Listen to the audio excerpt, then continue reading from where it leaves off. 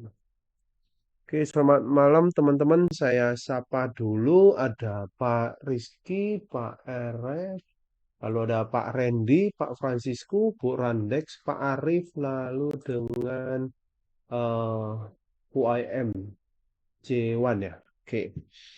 Di malam hari ini tanggal 17 April, saya mau membahas tentang pondasi dasar dalam bisnis trading ya. Jadi saya ada rangkum. Ada tiga yang di sini pondasi dasar dalam bisnis trading, yaitu satu aspek psikologis, kedua analisa fundamental, ketiga yaitu analisa teknikal. Oke. Lalu aspek psikologis itu apa? Aspek ini yang berhubungan dengan diri sendiri, yaitu dengan si trader, bukan si market ataupun dengan orang lain ya. Jadi dengan diri sendiri. Jadi trading itu bukan hanya berhubungan dengan market saja, tetapi tergantung dengan diri kita sendiri. Nah, di sini bukan setiap saat bisa lihat chart market dan setiap saat untuk entry di market, tetapi harus berhubungan dengan itu si trader atau orangnya itu tersendiri. Nah, contohnya si trader harus siap terima kerugian dalam entry di market. Jangan hanya siap terima keuntungan saja. Ini contohnya. Nah, lalu si trader harus membangun sebuah sistem kerja yang paling cocok dengan dirinya sendiri ya, dalam bisnis trading ini. Jadi ini semua ya ini berhubungan dengan namanya trading plan, trading style, yang dimana trading style itu ada gaya tradingnya, ya pasti adanya tiga ya. Scalping, intraday, atau swing. Ada satu lagi yang position trading ya. Jadi scalping itu ya kita udah tahu teman-teman ya. Scalping itu yaitu trading dengan singkat ya. Waktu dengan singkat, short term. Lalu intraday itu lebih ke satu harian. Satu atau dua hari maksimal. Rata-rata satu hari. Lalu kalau swing itu bisa sampai dua tiga hari sampai berminggu-minggu. Nah, jadi trading plan ini yang sangat penting ya, mencegah membuat seorang trader itu yang bisa cocok dengan gayanya si trader tersebut. Nah, contohnya saya, kalau scalpingan, apakah saya cocok? Ya, tergantung rutinitas saya. Jadi kalau saya nggak sibuk, ya bisa scalpingan tetap bisa. Nah, kalau misalnya saya sibuk dengan kerjaan utama saya, maka saya banyakkan masuknya di intraday bahkan sampai ke swing. Nah, apa yang harus dilakukan jika sudah menerima kerugian? Kita bahas lagi yang tadi yang nomor pertama ya. Jadi seorang trader itu sebelum kita entry di market harus bisa menerima namanya kerugian. Jangan hanya tahu untuk menerima keuntungan atau profit. Nah, kita tahu di market itu pasti ada namanya salah analisa, tidak sesuai dengan setup, maka hasilnya akan rugi ya. Nah, di situ kalau misalnya udah rugi, apa yang harus dilakukan? Jadi, apakah stop trading, apakah istirahat sejenak, atau review kembali apa yang kurang dalam analisa yang sebelumnya, yang dimana hasilnya kok bisa gagal setup atau gimana? Ataukah lanjut ke trading atau gimana? Itulah yang dimana semuanya kembali lagi dengan yang namanya trading plan. Di luar dari style atau gaya trading. Nah, trading plan ini juga lumayan penting di luar dari gaya trading. Nah, di mana misalnya kalau overtrade itu juga akan berbahaya. Kita tahu ya, teman-teman kita tahu kalau namanya tradingnya lotnya besar, resikonya otomatis juga semakin besar. Makanya pernah saya bilang kalau resikonya kecil, otomatis rasa takut kita ambil keputusan dalam sebuah market pastinya juga tidak takut. Nah, semakin besar resiko, maka kita semakin gelisah dan juga takut.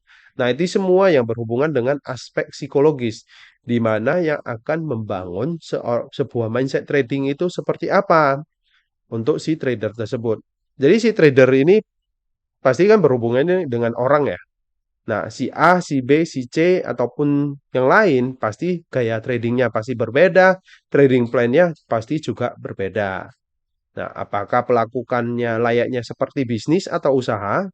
Nah, kebanyakan di luar sana atau seperti hal-hal jadi apakah pelakukan layaknya seperti bisnis atau usaha yang biasanya di luar sana? Contohnya jualan, jualan mau banyak ya, bisa di bidang kuliner, di bidang pakaian, fashion ya, baju ataupun aksesoris ataupun yang lain, atau cuma hanya iseng-iseng aja. Nah, disitulah yang tergantung aspek dari psikologis. Jadi itulah yang membangun sebuah mindset trading seorang trader tersebut. Ya, lalu di sini misalnya kalau seorang tersebut kalau iseng-iseng aja pengen tahu nih, cuma coba-coba, makanya hasilnya juga akan coba-coba aja. Tetapi kalau si tradernya udah bisa fokus, dia bisa peduli dengan namanya mindset yang benar gimana.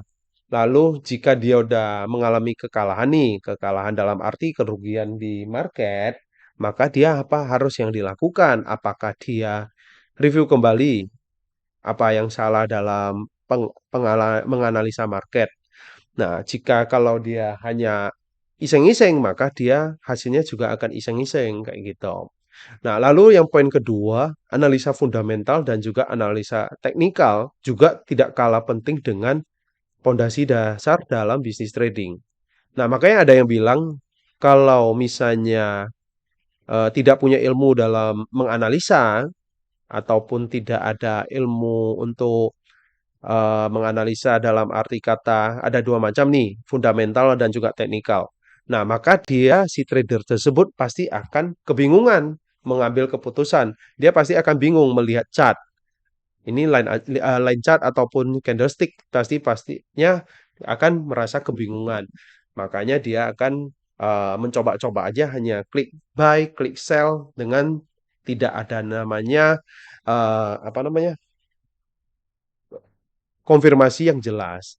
Nah, jadi kita tahu dalam bisnis trading itu pasti berhubungannya dengan probabilitas atau peluang ya. Karena market atau pasar itu hanya dua ya, harganya bergerak yaitu naik. Sebentar, ini udah ada yang masuk, saya lupa. Oke, Pak Edo, selamat bergabung sama tadi Pak Randy. Oke, Pak Rutfin ya, Pak. Oke, saya, saya lanjut lagi. Jadi analisa fundamental itu yang mempertajam atau meningkatkan filter dari probabilitas peluang tersebut. Jadi kalau tadi kita bilang bahas market itu hanya bergerak antara naik atau turun. Jadi antara satu dan juga dua aja. Nah, itu kan gampang kali ya. Berarti 50% naik, 50% turun. Tetapi di luar dari aspek psikologis ini, inilah proses analisa itulah yang meningkatkan atau membuat seorang trader itu sebelum mengambil keputusan untuk entry buy ataupun entry sell.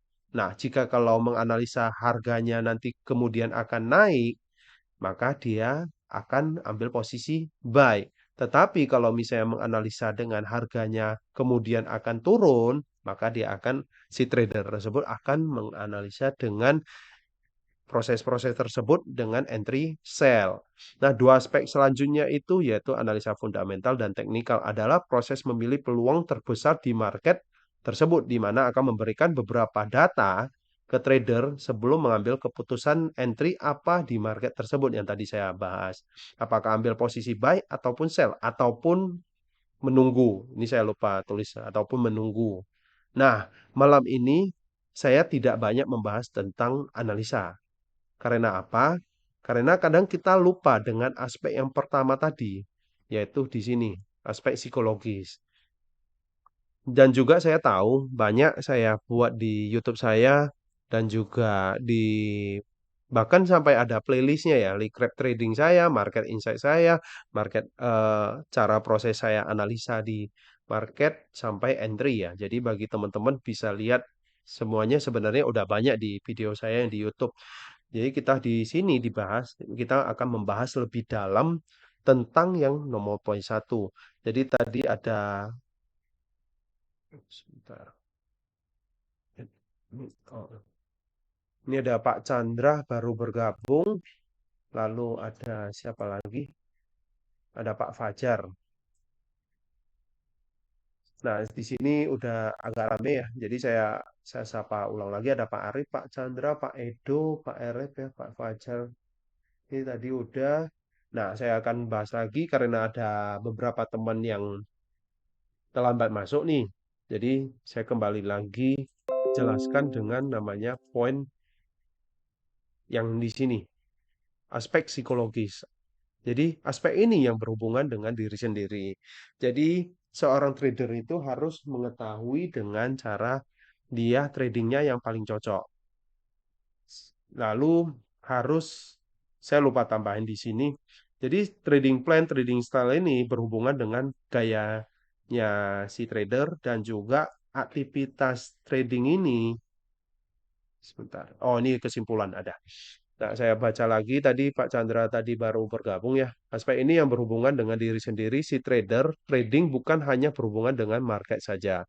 Bukan setiap saat lihat chart market dan setiap saat bisa entry di market, tetapi juga berhubungan dengan si trader itu sendiri. Contohnya, si trader harus siap terima kerugian dalam entry di market, jangan hanya siap terima keuntungan saja.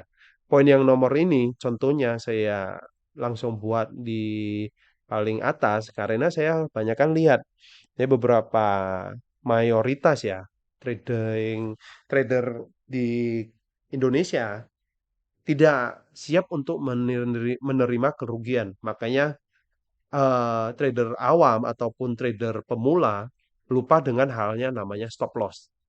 Nah, di poin yang inilah yang fungsinya stop loss. Jadi bagi teman-teman bisa lihat saya tadi pagi ada sharekan yaitu saya satu posisi kena stop loss ya, yaitu Euro Kanada. Sebentar saya tunjukin dulu.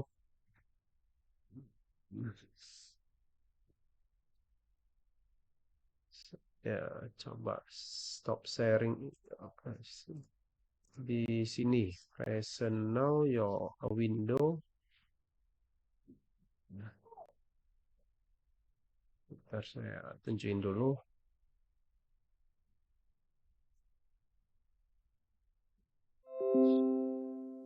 Yaitu di sini. Saya kena stop loss Euro Kanada. Saya barusan kemarin buy di hari Jumat malam. Saya buy-nya ada batasan resiko di sini di 1.46790 ya. Ini stop loss saya. Lalu saya entry-nya dua kali. Awalnya saya buka dulu yang pertama di sini di harga 147.050 ada penurunan, saya buy lagi. Jadi ini saya rugi sebesar 7,21 dolar. Kayak gitu. Ini harus seorang trader itu harus bisa menerima kerugian. Jangan hanya terima profit ya. Saya ada tunjukin, saya kemarin ada running profit. Ini apa? Ini di gold, kemarin saya ada buy ya. Waktu ini USD Kanada ya. Ini CAD saya sell juga ada running profit ya. Jadi teman-teman harus bisa siap untuk menerima kerugian. Ya, press radio and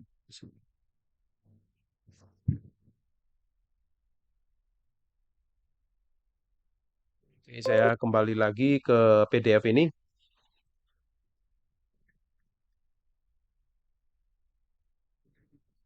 Lalu si trader harus membangun sebuah sistem kerja yang paling cocok dengan dirinya sendiri dalam bisnis trading ini. Berhubunganlah dengan namanya trading plan.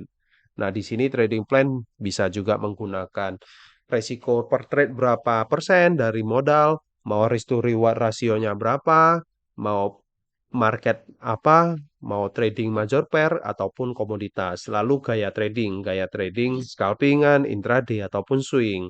Nah, jadi apa yang harus dilakukan jika sudah menerima kerugian di market? Apakah stop trading, istirahat sejenak, atau review kembali apa yang kurang dalam analisa, atau lanjut ke trading kayak gitu.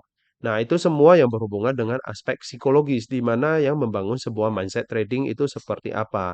Apakah memperlakukan layaknya trading itu seperti bisnis atau usaha kebanyakan di luar sana atau seperti hal-hal yang iseng saja kayak gitu.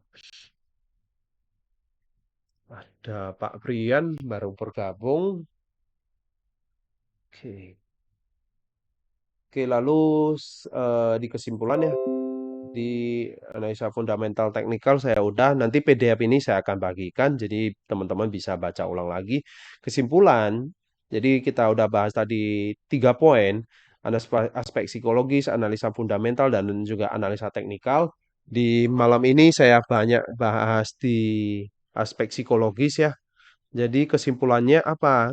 Tradinglah dengan gaya atau state atau style yang paling cocok dengan rutinitas Anda. Janganlah kegiatan trading ini mengganggu aktivitas utama. Nah, artinya bisanya teman-teman uh, full time trader ya berarti oke-oke saja. Nah, tetapi kalau misalnya part time trader ya mesti fokus dengan aktivitas utama. Jangan trading ini mengganggu dengan aktivitas utama. Nah, selalu menikmati alur kegiatan trading ini. Mau hasilnya rugi, oke. Mau untung juga ya oke aja kan gitu. Lalu jangan ada tekanan dalam kegiatan trading ini.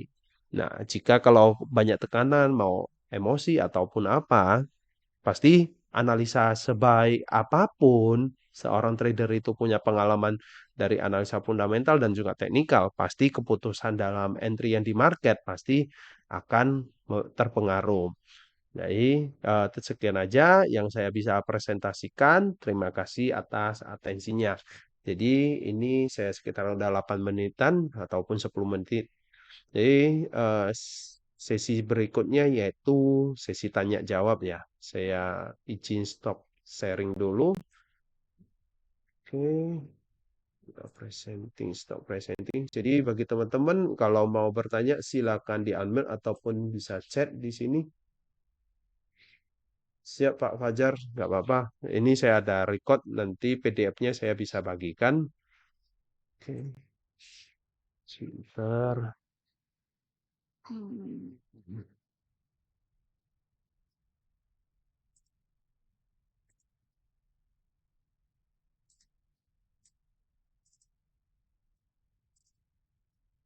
Silakan yang mau bertanya, silakan di unmute.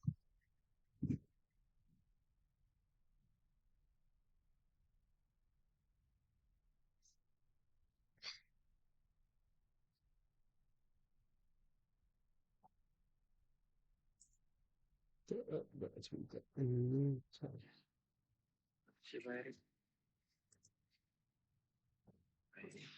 Iya Pak Rizky, nggak kedengaran suaranya sebentar. Kedengaran nggak Pak? Sebentar saya pakein headset aja dulu.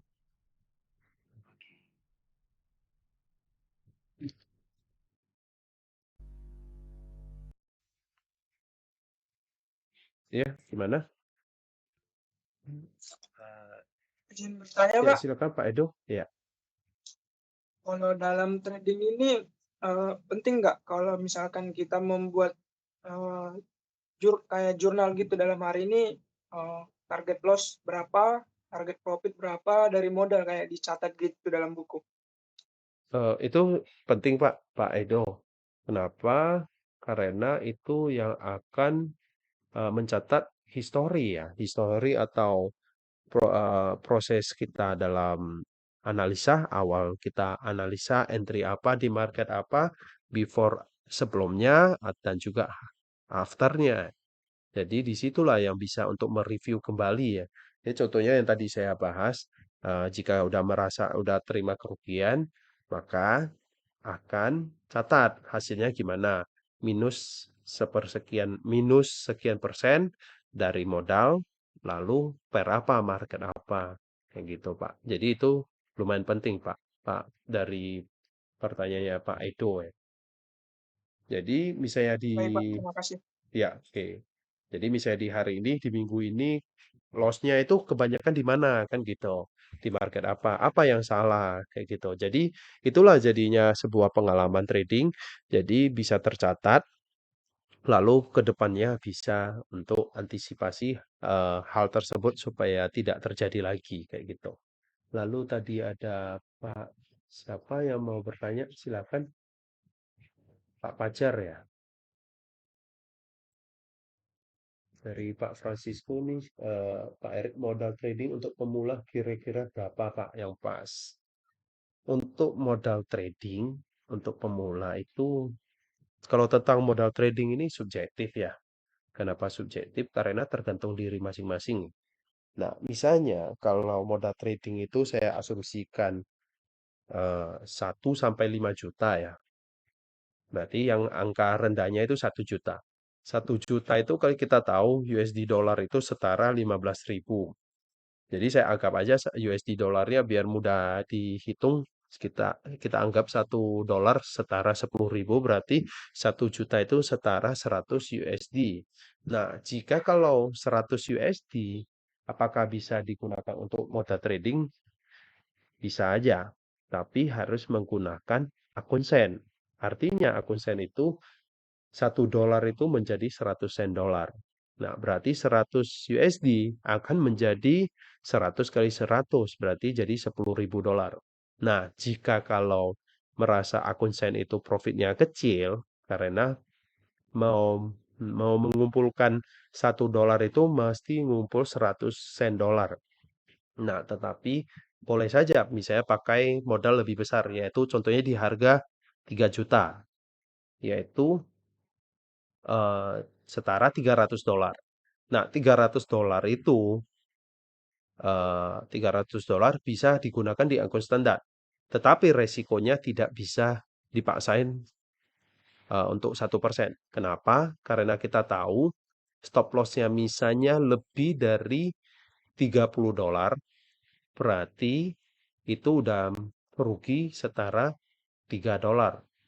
Sedangkan 300 dari 1% dari 300 dolar itu yaitu 3 dolar. Nah, kalau lebih dari 30 pips, maka resikonya pasti udah lebih dari 1%. Jadi rata-rata kalau modal kecil, 300 dolar ya, kita rata-ratain 300 dolar, itu resikonya yang paling bagus ya setara 2 sampai 3-4% kayak gitu. Itu dengan syarat entry-nya tetap 0,01 lot. Jika kalau entry-nya lebih dari 0,1 lot, misalnya 0,02, berarti 2 kali lipat dari resiko tersebut. Yaitu resiko pertama kan 2-3%, berarti dikali 2 kali lipat, berarti setara 5-6%. Kayak gitu. Jadi modal trading itu tergantung ataupun tergantung masing-masing orang ya, atau subjektif. Jadi pertanyaan Pak Francisco udah saya jawab. Jadi kalau untuk pemula, saya sarankan pakai dulu modal kecil 100 dolar, oke, digunakan di akun akun Sen. Nah, jika kalau udah dapat feel dari proses analisa sampai ke alur trading, bisa ditambahin modalnya pelan-pelan sampai 300 sampai 500 dolar dalam tanda kutip harus siap dengan resiko setara 2 sampai 5% per trade-nya dengan antrian 0,01 dan juga tergantung dengan jarak stop loss. Nah, jika kalau udah merasa oke, bisa naikin lagi modal sampai 1.000 sampai 2.000 dolar. Nah, jika kalau udah 1.000 sampai 2.000 dolar, bisa gunakan resiko lebih rendah lagi, yaitu 0,5% sampai 1%. Saya anggap 1.000 dolar, 1% itu setara 10 dolar, berarti bisa dengan jarak stop loss yaitu setara 100 pip. Nah, jika kalau teman-teman pakai analisanya di mana stop loss-nya setara 35 pip, bisa entryan setara 0,03 lot. Kayak gitu. Lalu dari Pak Rizky, bosan dalam trading itu wajar atau tidak, Pak? Kadang saya merasa bosan dengan trading, kayak males buat analisa dan buka chart. Oke, jadi kalau udah merasa bosan, proses itu berarti udah ketemu namanya jalur dari trading ini. Jadi awalnya trader itu dalam 1-2 tahun pertama yaitu belajar trading, merasa semangat untuk entry di market terus, setiap saat pengennya buka trading view, cek di chart untuk entry di market. Nah, jika kalau Pak Rizky udah merasa halnya dengan bosan dalam trading itu sangat bagus. Kenapa?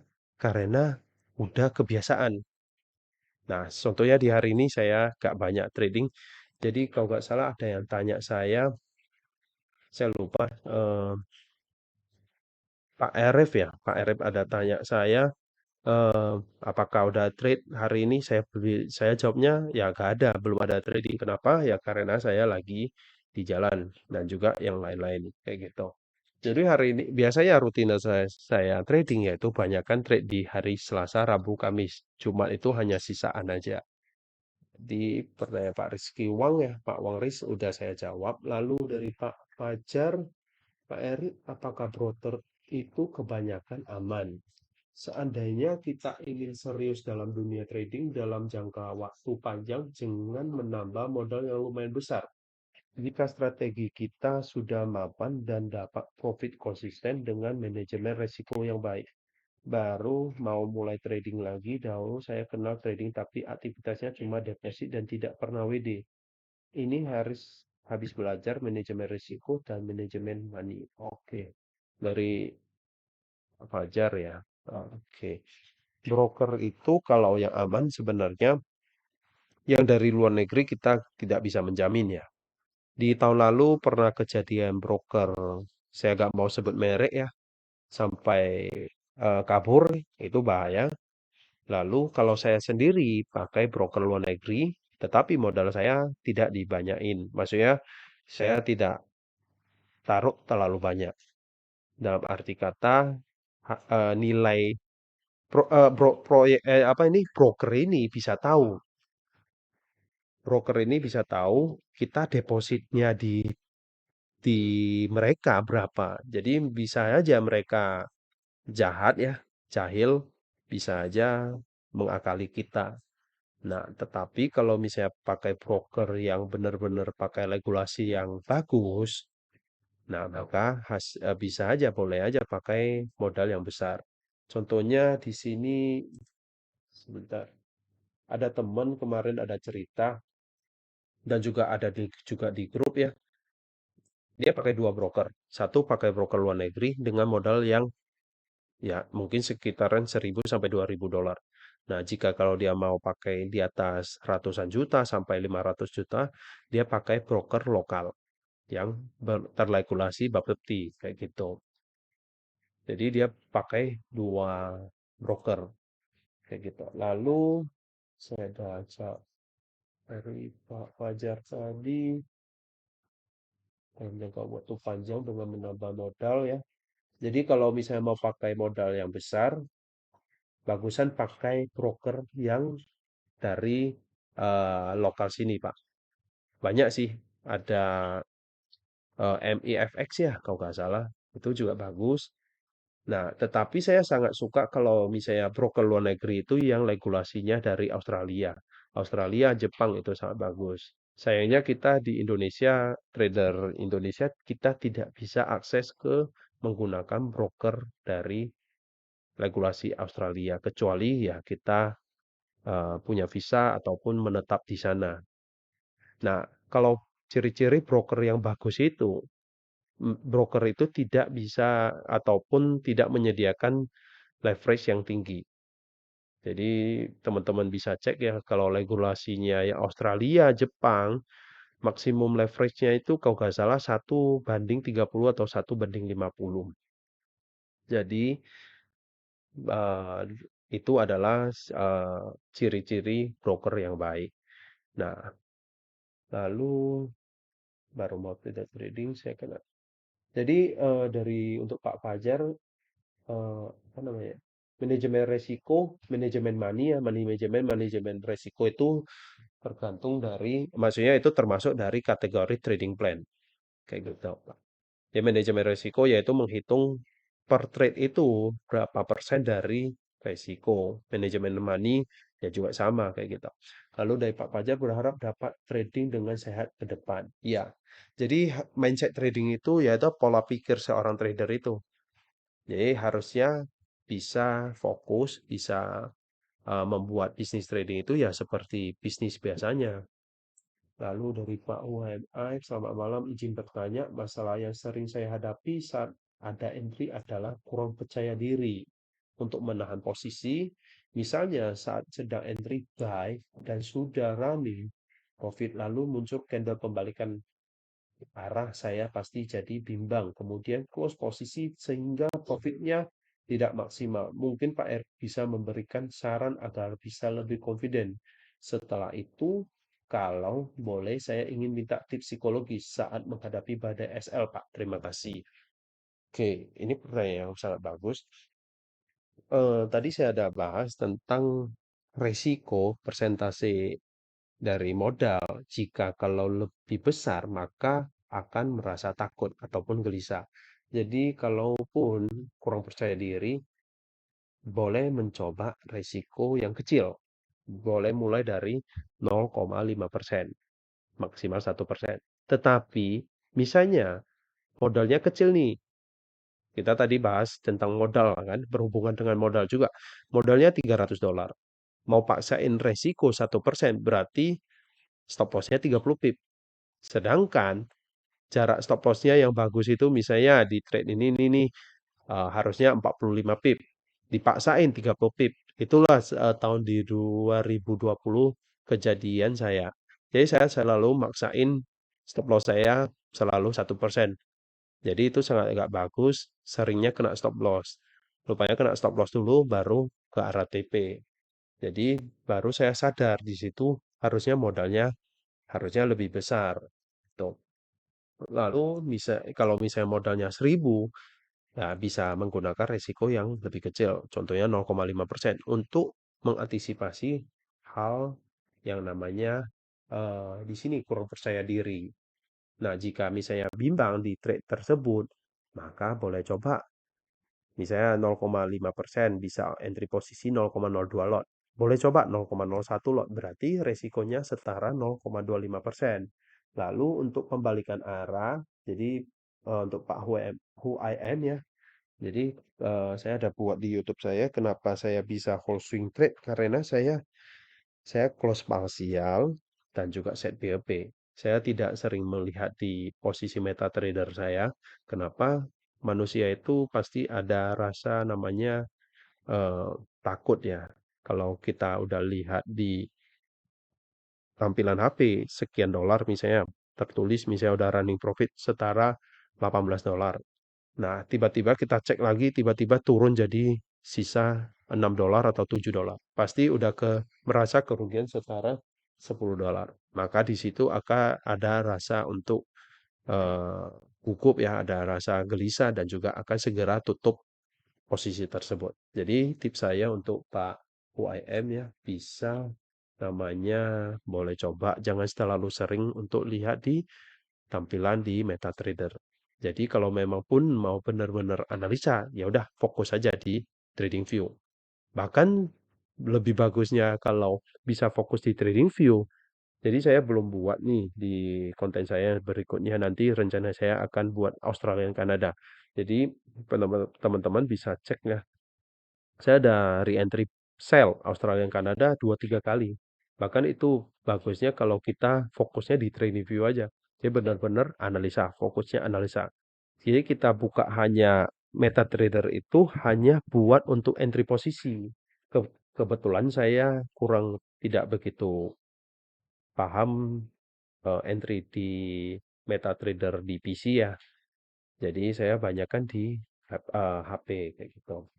Lalu tips psikologis saat menghadapi badai SL. Nah, jika kalau saya trading plan saya maksimal trading itu kena stop loss misalnya 3 kali. Contohnya di hari ini, pastinya kan udah kena stop loss tuh di Euro Kanada, berarti 1 kali. Contohnya tadi saya ada buy go lagi kena stop loss, misalnya saya ada sell GBP USD juga kena stop loss, berarti kan 3 kali, tiga-tiga berturut saya kena stop loss. Apa yang saya akan lakukan? Yaitu stop trading untuk sementara waktu. Jadi contohnya, tiga-tiga udah kena stop loss. Resiko saya anggap tiga-tiganya 1% ya, masing-masing 1%. Berarti setara minus 3%. Yaitu misalnya contoh modal saya 1.000 nih. Berarti 3% dari 1.000 setara $30. Nah, apa yang akan saya lakukan yaitu stop trading untuk saat itu juga. Saya akan lanjut trading kapan? Tergantung saya. Jadi apakah besok ataupun lusa. Biasanya saya akan lanjut sekitaran 1-2 hari, berarti besok atau lusa. Jadi di hari Senin itu ataupun hari itu juga saya akan stop trading. Jadi saya akan tutup, nggak melihat trading view dan juga tidak melihat MetaTrader. Jadi itulah proses, untuk recovery. Jadi misalnya kalau pakai resiko yang besar, contohnya tadi kan 3%, masing-masingnya 1%. Jadi kalau misalnya masing-masing trade itu resiko 5%, tiga-tiganya kena stop loss, maka resikonya udah setara 15%. 15%, maka udah setara, tinggal dikali aja, 30 kali 5 berarti setara $150 gitu. Lalu dari Pak Wangris ya, Pak Rizky, apakah regulasi kayak ASIC itu bisa dipercaya? Ya, ASIC itu dari Australia itu bagus, Pak. Kalau broker yang luar yang recommended apa?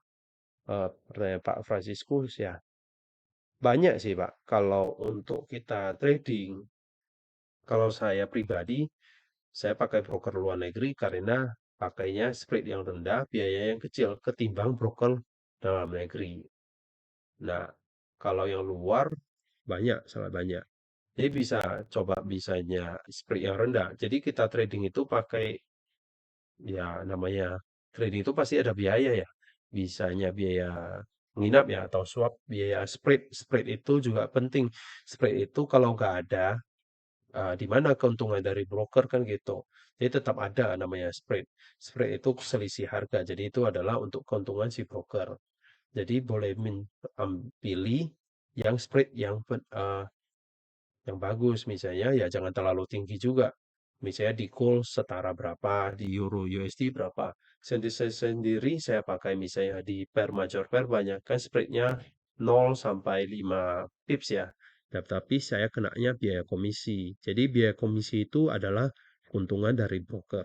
Jadi wajar broker itu penghubung kita dengan market ya. Jadi mereka harusnya untung juga kan gitu. Jadi kita rugi, kita untung, mereka tetap pastinya untung. Jadi kalau kita bicara ya mereka broker itu ya seperti bandar kayak gitu. Jadi kalau kita rugi, mereka tetap untung. Untungnya dari biaya komisi kayak gitu. Jadi untuk para Franciscus bisa cek di saya lupa ada situsnya broker ya untuk ngecek broker. Saya lupa nama apanya, nama situsnya. Jadi kalau yang dari Pak Wang ini ada yang regulasi ASIC itu yang bagus sih. Jadi untuk Pak Franciscus bisa menggunakan yang leverage-nya yang rendah. Dan juga kalau misalnya fixed rate itu agak hati-hati. Jadi kita tahu ya USD dollar itu sekarang 14.700 atau 15.000. Tapi kalau dia hitungnya 10.000 doang, di mana dia tradingnya kan gitu. Kita deposit, tetapi dia lapornya ke market itu berapa? Dari Pak Rudvin, Vicky Effect. Ya benar, Vicky Effect oke. Dari Pak RF juga, malah Pak Erik. Untuk target exit saat entry di TF besar sama TF kecil maksimal berapa pips ya? Untuk berapa pips saya tidak menghitung. Nah, di sini target exit ya. Jadi tadi saya ada bahas tentang gaya trading ya. Gaya trading scalpingan, lalu intraday dan juga swing ya. Nah, kita kalau scalpingan, pastinya stop loss-nya kadang kala tidak sempat untuk isi. Makanya mesti pakai namanya cut loss manual. Lalu untuk restore reward, biasanya scalpingan satu banding satu plus saja. Paling bagus pun 1/2. Jadi untuk exit kalau itu tergantung gaya trading. Jadi kalau misalnya intraday ya bisa 1/3, 1/2 ke atas. Kalau swing ya pasti lebih jauh. Lalu kalau untuk swing ya pasti perbedaannya TP-nya di time frame daily, entry-nya di M5 atau M15 itu pasti bisa sangat jauh. Risk to reward rasionya pasti pun bisa lebih dari 1/4 plus ya, 1/5 bahkan lebih. Kayak gitu. Soalnya kalau saya setup seringkali tidak sampai target TP malah akhirnya terkena target stop loss. Nah, untuk melihat struktur market baliknya di TP berapa. Nah, itu kembali lagi tergantung time frame entry. Kalau misalnya takut pembalikan arah, misalnya Pak RF-nya entry-nya di M30 nih, mau ambil byte, berarti kan struktur high low-nya itu terbentuk. Tetapi high low-nya itu terbreak out, itu udah ciri-ciri pembalikan arah. Itu udah boleh close semua. Itu tergantung trading stylenya Pak RF. Misalnya mau swing itu ya nggak masalah. Kecuali misalnya udah merasa cukup nih, contohnya entry-nya 0,01 lot aja. Ya udah terbentuk lower low, low-nya itu lebih rendah dari high low yang sebelumnya, ya udah close aja kayak gitu. Lalu jadi tadi udah saya jawab ya untuk Pak Erek. Jadi bisa lihat cek di strukturnya di time frame entry aja. Misalnya entry-nya M15 ya ceknya di M15 saja. Tapi bukan setiap saat untuk melihat per 15 menit sekali. Jadi yang tadi kita bahas ya aspek psikologis, jangan merasa kegiatan rutinitas trading itu terganggu, mengganggu aktivitas utama, begitu. Lalu Kak Riz ya, Kak Riz ini cara menjelaskan perbandingan trading dengan gambling ke orang awam gimana? Nah, nah perbedaannya yaitu yang gambling itu tidak mempunyai mindset trading yang benar. Contohnya, tidak mempunyai menghitung namanya jumlah lot sepersekian, persentase risiko, lalu entryan abal-abal ya asal-asalan, cuma entry buy, entry sell, tinggal klik aja tanpa ada namanya proses analisa. Dan kan sampai dari tadi siapa tadi Pak Edo ya, ada pakai jurnal. Jadi kalau yang gambling itu atau judi, pastinya 100% nggak dicatat. Kayak gitu. Lalu dari Pak Fajar, izin nanya lagi, Pak Erik, seandainya manajemen money dan resiko kita udah bagus, berapakah kira-kira profit yang sehat dan standar untuk dijangkau bagi soal trader Pak Erik? Untuk kontrol diri biar tidak serakah. Nah, untuk kisaran berapa per bulannya? Per bulan. Kita tahu ya, kita analisa trading tidak bisa 100% benar. Ya, asumsi saya kalau resiko 1%, trading seminggu itu 6 hari, saya Senin sama Jumat nggak trading, berarti Selasa, Rabu, Kamis. Saya anggap 3 kali trade, berarti sebulan punya kesempatan untuk trade 12 kali. 12 kali, saya pakai asumsi win rate, nggak usah banyak-banyak, 50% aja, berarti 6 kali win dengan resiko risk to reward 1 banding 2 udah setara 12% dipotong 6% yang loss ya. Lossnya 6% berarti eh, 1 bulan profitnya setara 5 sampai 6%. Itu udah lumayan bagus kayak gitu. Jadi kadang kala seorang manusia itu trader itu modalnya cuma 1.000 dolar nih, 15 juta. Cuma profitnya 5 sampai 6% berarti setara berapa? Saya coba hitung dulu, 1.000 kali 5% berarti setara 50 dolar ya. 50 dolar, 50 kali 50 kali 15.000 setara 750.000. Saya anggap aja 1 juta ya, 1 juta. Nah, kadang-kala trader itu merasa eh, cuma untungnya 1 juta. Nah, itu ya bisa ditingkatkan.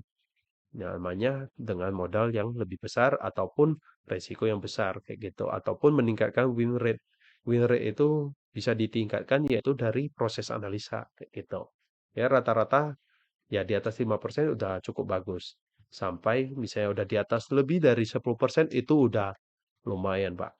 Kita tahu untuk Pak Fajar, kita tahu bunga deposit di bank fixnya per tahun mesti dikurangin lagi pajak itu setara 3%. Itu pun per tahun. Tetapi kalau misalnya trading bisa dapat asumsi 5% dikali 12 bulan, udah setara 60% per tahunnya.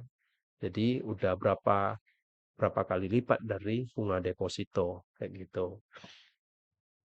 Jadi untuk pertanyaannya Pak Fajar saya udah jawab 5 sampai 10% itu udah sangat bagus, Pak.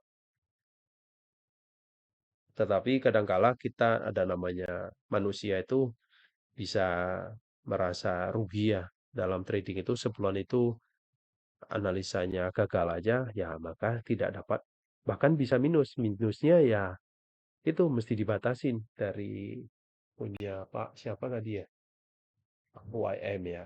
Jadi kalau bahkan udah sampai -3 sampai 5% ya mesti dibatasin, mesti stop trading ataupun lanjut. Kalau semakin lanjut takutnya semakin emosian, maka minusnya bisa lebih banyak. Gitu. Ada lagi nggak yang mau bertanya?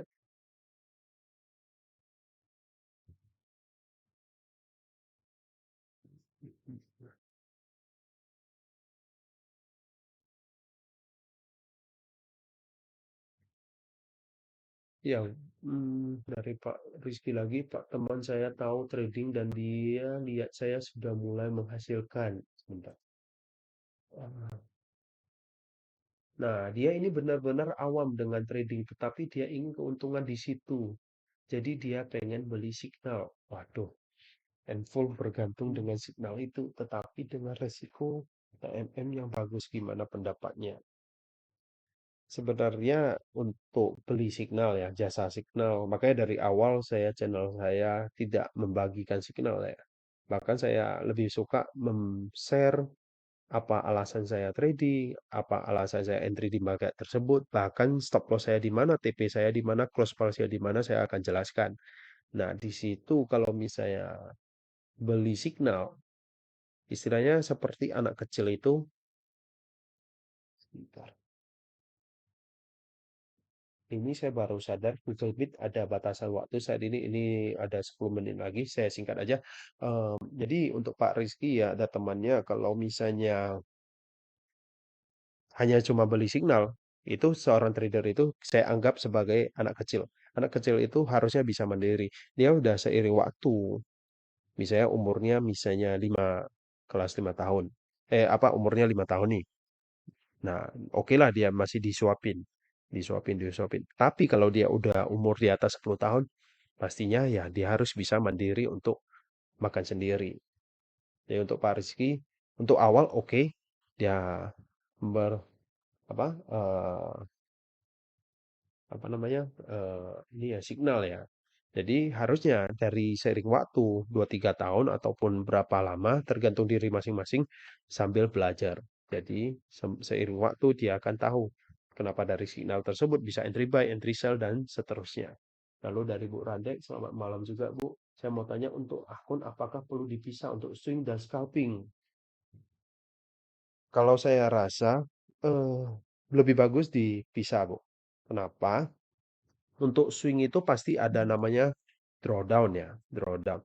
Untuk untuk swing ya, untuk drawdown di scalping kurang karena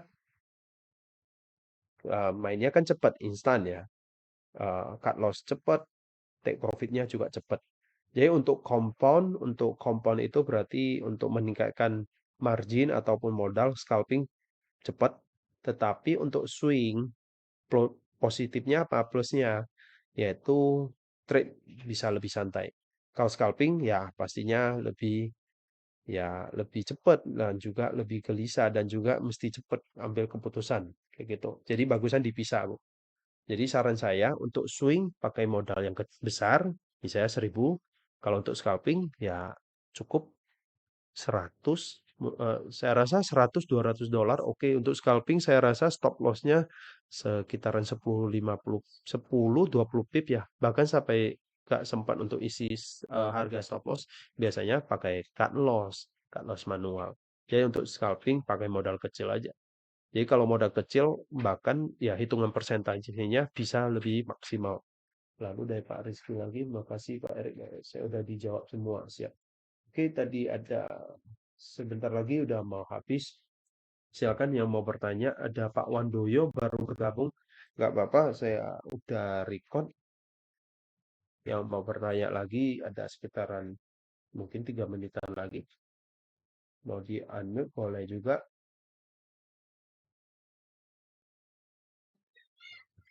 Ya, silakan Pak Pak Erik mau Randy. tanya agak Iya, teknis sedikit boleh? boleh, boleh. Ya, Pak. Iya. Nah, kalau saya lihat Pak Erik kan gambar perasaan apa namanya sederhana gitu nih ya. Perasaan gampang sekali gitu ini ya. Ini Aha. pada saat kita lakuin sendiri kok perasaan apa namanya se apa kurang percaya diri Bingung. gitu. Oh, Iya, mungkin ada tipsnya. oh, kalau saya untuk Pak Randy kan saya basicnya yaitu teknikal. Saya pakai struktur market ya. Pentingnya struktur market bisa Pak Randy bisa cek ya di YouTube saya. Saya biasanya analisa dari higher time frame. Kenapa dari time frame besar? Karena struktur marketnya lebih rapi, Pak, ketimbang di TF rendah. Kayak gitu. Jadi saya selalu menggunakan time frame lebih besar turun sampai ke time frame untuk entry. Saya entry-nya kebanyakan di time frame M30 ataupun H1, Pak. Kayak gitu. Kecuali di gold ya. Kecuali di gold saya di bawah M30, Pak. Karena kita tahu gold itu pergerakannya cepat dan juga jaraknya itu besar. Kalau di time frame H1 jarak stop loss-nya bisa besar, Pak. Bisa 50 sampai 80 pips, Pak. Kayak gitu, Pak. Hmm, Jadi untuk saran Pak Randy, boleh coba dari H4, H1 untuk makinkan struktur marketnya dulu, Pak. hmm. Kecuali gold bisa agak lebih turun lagi, Pak Erik ya. Untuk entry, iya. Gak apa-apa, Iya, Pak Randy nanti coba belajar ini aja, coret-coret analisa di market, nanti boleh kirimkan ke saya. Nanti saya bisa bantu, Pak. iya. Siap. Soalnya perasaan kok gampang sekali gitu dan kebanyakan tepat-tepat tuh harganya berhenti pas di situ gitu nih ya. Aduh. Karena mungkin dari time frame besar kali, Pak. Zona-zona. Kita kan tahu Ya, harga itu bergerak kan dari zona ke zona itu, Pak. ya. Baik, Pak Erik. Iya, Pak. Nanti coba dari time frame besar aja, Pak. Dari H4, Pak. Boleh. Iya, Pak. Dari Pak Fajar, Pak Erik sejauh mana mempertimbangkan analisa fundamental news dibandingkan teknikal? Nah, kalau saya sepengalaman saya trading, analisa fundamental news ya, tepatnya news mikro itu adalah efek dari mempercepat pergerakan harga. Jadi pergerakan harga itu akan membuat histori di mana adanya terbentuk chart. Itulah yang biasa saya lakukan yaitu analisa teknikal. Jadi saya sendiri tidak begitu paham dengan analisa fundamental. Saya hanya fokus tahu jadwal-jadwal uh, news tersebut. Bahkan yang seperti FOMC, CPI, bahkan saya itu uh, cuma tahu dari teman-teman. Saya cuma tahu NVP aja. NVP itu awal bulan setiap bulannya. Lalu ya, Pak pertanyaan Pak Fajar udah saya jawab ya. Terima kasih Pak atas sharing ilmunya. Oke, sama-sama Pak Fajar. Atas jawaban dan masukannya sukses selalu. Siap Pak. Rekan-rekan saya belum sempat ganti nama. Oh ini dengan Pak Afidatin. Iya ya siap Pak. Oke, yang mau bertanya lagi boleh. Saya baru sadar kalau di Google Meet sekarang udah seperti Zoom ya. Jadi ada durasi waktu 1 jam ya. Ya.